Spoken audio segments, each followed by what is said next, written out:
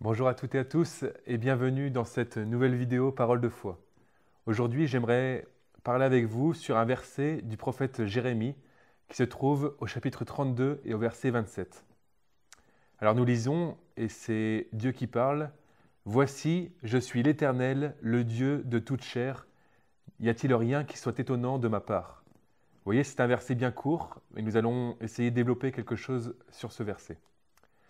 Alors d'abord, nous pouvons dire on voit qu'il y a des choses étonnantes de la part de Dieu, des choses qui dépassent notre entendement et qui dépassent tout ce que nous pouvons comprendre, nous, en tant qu'humains. Et notre expérience, par exemple, de l'amour, parce que c'est notre thème aujourd'hui, notre expérience de l'amour se trouve sur cette terre, que ce soit à travers les autres, à travers ceux qui nous entourent. Et nous voyons que l'amour de Dieu, pourtant, est au-dessus de toutes ces choses, au-dessus de l'amour que nous pouvons connaître. Et là, c'est déjà une chose étonnante de la part de Dieu, cet amour qu'il a pour chacun de nous. Alors déjà, ça pourrait être une bonne chose de demander à Dieu, de le prier, pour qu'il puisse nous aider à aimer comme lui, même si nous savons que c'est un amour qui est inégalable, mais que nous puissions aussi nous améliorer dans cet amour pour chaque jour lui ressembler un peu plus. Alors d'abord, j'aimerais partager avec vous, j'aimerais qu'on développe un peu ce thème de l'amour de Dieu. Et il y a quelque chose déjà que le Seigneur nous dit à chacun personnellement. C'est dans Jérémie encore, au chapitre 31, au verset 3, il nous dit à chacun « Je t'aime d'un amour éternel ». Parce que oui, cet amour de Dieu a des répercussions même jusque dans l'éternité. Cette parole de Dieu nous montre que l'amour finalement de Dieu est sans limite et il n'a pas de fin. C'est quelque chose encore qui est difficile à comprendre parce que nous, en tant qu'humains, nous avons du mal à définir à peu près ce qu'est l'infini ou ce qui est même l'éternité parfois. Pourtant, le Seigneur nous dit « Je t'aime d'un amour éternel ». Et ça dépasse bien vraiment déjà ce que nous connaissons. Nous avons vraiment besoin que le Seigneur nous révèle tout à nouveau son amour pour que nous puissions comprendre aussi comment il nous aime et que nous puissions, grâce à cet amour, aimer comme lui aime aussi et comme il voudrait que nous partagions son amour. Déjà, nous voyons dans le récit de la création que Dieu a aimé dès le début sa créature. Quand il a créé l'homme, il est écrit qu'il vit que cela était très bon. Alors déjà, on voit qu'il aime ce qu'il a fait et il aime sa créature, il aime l'homme. Alors si on voit un peu avec le regard d'un mathématicien, on pourrait dire que Dieu nous aime de moins l'infini à plus l'infini. Et c'est vraiment un amour qui n'a pas de limite, que ce soit vers moins l'infini ou vers plus l'infini. Il est vraiment important de comprendre que l'amour de Dieu n'est pas un amour qui ne peut être égalé, parce que beaucoup d'hommes sur cette terre vont chercher à aimer, enfin vont chercher un amour en tout cas dans les choses de cette terre. Pourtant, c'est en Dieu seul que l'on peut trouver cet amour qui vient vraiment dans le cœur, cet amour qui vient combler le vide qu'il y a dans le cœur.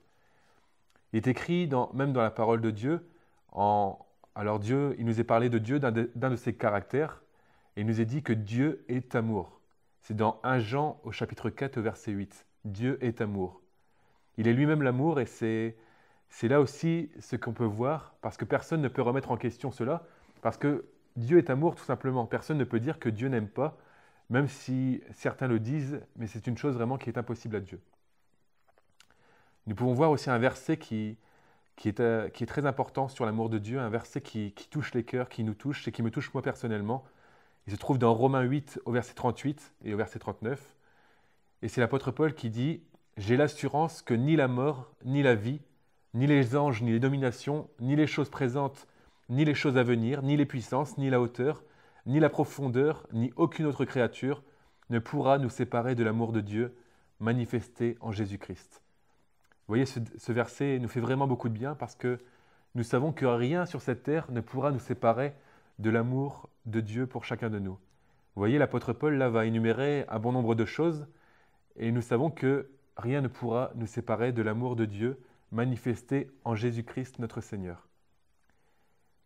Si nous prenons notre exemple personnel, nous pouvons dire que quand nous aimons quelqu'un, nous avons envie de lui faire plaisir, nous avons envie de lui faire des cadeaux, de passer du temps même avec cette personne. et de lui montrer notre amour par nos actes. Et on peut voir dans la Bible que le Seigneur, notre Dieu, a montré son amour à chacun de nous par le plus grand acte d'amour, si on pourrait dire cela comme cela. Parce que le plus grand acte d'amour a été manifesté en Jésus, ou par Jésus.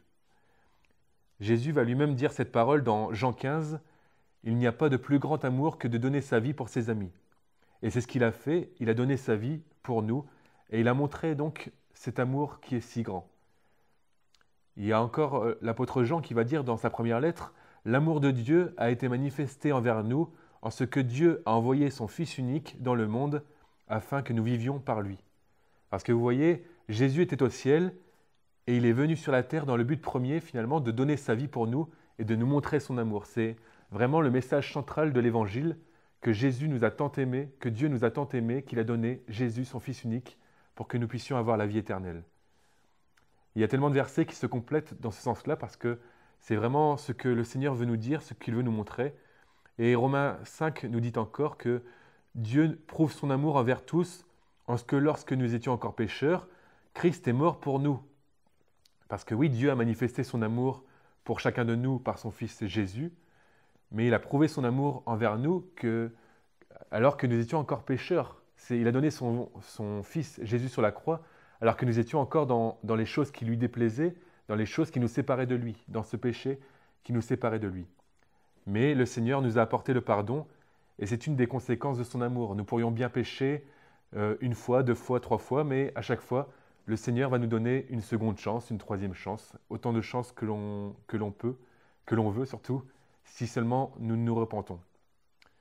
Alors là, on pourrait accumuler les versets, bien sûr sur l'amour de Dieu, et je vous encourage vraiment à méditer ce sujet personnellement, de voir avec des concordances, avec la parole de Dieu, tout ce que le Seigneur nous dit sur son amour pour chacun de nous et comment nous devons aimer. L'amour de Dieu dans nos vies doit vraiment être agissant parce que le Seigneur nous demande déjà d'aimer notre prochain comme lui-même nous a aimés et d'aimer même nos ennemis. C'est quelque chose déjà d'assez impressionnant et de compliqué aussi à concevoir, d'aimer même nos ennemis ou ceux qui nous veulent du mal. L'amour de Dieu est vraiment cet amour à vivre au quotidien parce que Jésus a dit « Demeurez dans mon amour ». C'est vraiment ce que nous devons faire chaque jour, demeurer dans l'amour de Dieu. Chaque jour, nous devons vraiment prier le Seigneur de vraiment nous faire prendre conscience de cet amour pour nous. Et il est dit encore dans 1 Jean 4, 9, « Quiconque aime est né de Dieu ou né de nouveau, et il connaît Dieu. » Oui, nous avons vu que dans la dernière parole de foi, que nous pouvons connaître Dieu, que nous voulons connaître Dieu, c'est vraiment ce que nous voulons personnellement. Mais ici, le Seigneur nous montre qu'en aimant Dieu déjà ou en aimant les autres, nous le connaissons et quand on regarde d'autres traductions, on peut même lire « Celui qui aime Dieu vit dans une intime communion avec lui » ou encore « Il progresse dans la connaissance et la compréhension de Dieu ». Alors vous voyez combien il est important de vivre cet amour de Dieu dans nos vies au quotidien. Nous ne pouvons pas garder cet amour pour nous, alors vraiment, prions pour que le Seigneur agisse dans nos cœurs encore, pour que nous puissions chaque jour avoir une révélation supplémentaire de son amour et que nous puissions être ces témoins qui partagent l'amour de Dieu dans notre quotidien. Voilà, je vous dis à bientôt, que le Seigneur vous bénisse et vraiment soyez renouvelés dans l'amour de Dieu.